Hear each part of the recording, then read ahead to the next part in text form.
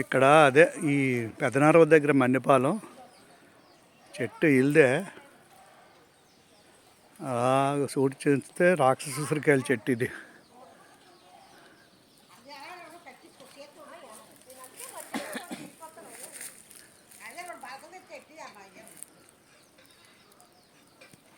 రాక్షస ఉసిరికాయలు ఎండాకాలం కాస్తాయి ఇవి బాబు.